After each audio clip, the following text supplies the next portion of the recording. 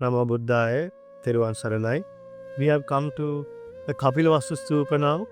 We were fortunate to worship the Buddha's birthplace, then the Buddha's enlightenment, then the place where Buddha preached the first Dhamma sermon, and then especially where we feel very heartfelt and feel the passing away of a Buddha, how much we miss when there is, when the Buddha has, after the Buddha has passed away, how much we miss the Buddha and his great Dhamma propagation for 45 years.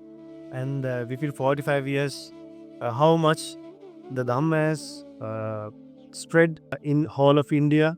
And after those 45 years of the Buddha's preaching Dhamma, now almost 2600 years after the passing away of the Buddha, still the Buddha's teachings are alive.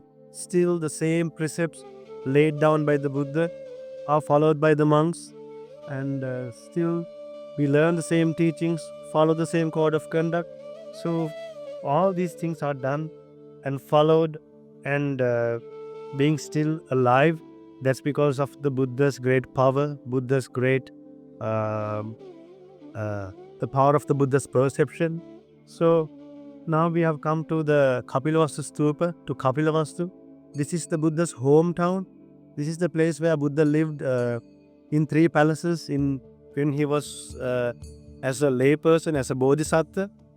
During a bodhisattva time, he lived in 3 palaces for the 3 seasons. And also he saw the 4 signs, the 4 signs in Kapilavastu. And then in this Kapilavastu, the Blessed One, after becoming a Buddha, came with 20,000 monks, with 20,000 bhikkhus to this great land of Kapilavastu, to the hometown, together with 20,000 monks.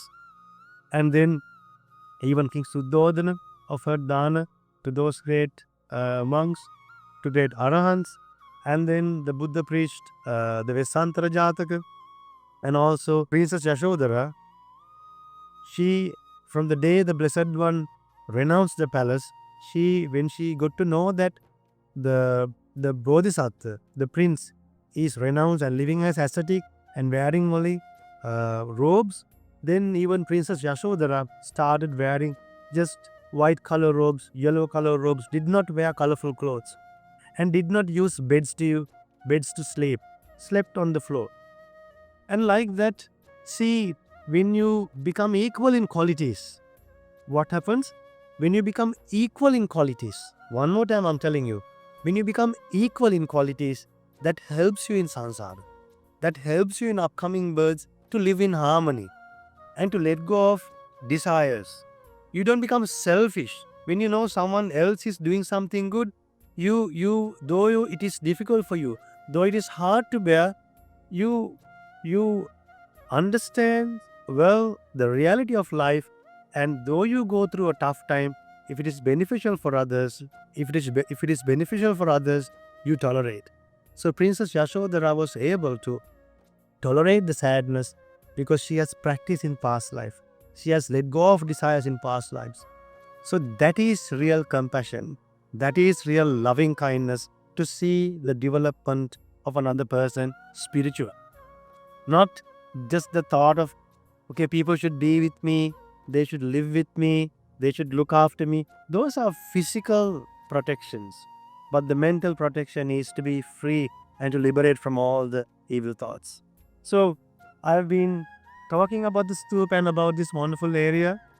And even Mahasamaya Sutta was chanted here with the gathering of 500 monks. And then in this stupa, there were 1/8 of the Buddha's relics enshrined, and now those relics are enshrined at New Delhi Museum. So once again, this wonderful land of Kapilavastu is the Buddha's motherland, and it's the place where Buddha renounced the lay life. The Buddha renounced the lay life.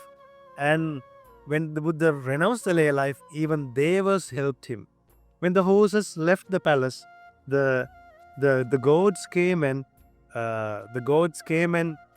they were protecting the noise, and then the devas were holding the horses' legs so that no noise would generate, so that the Bodhisattva's renunciation will not be disturbed by anyone else.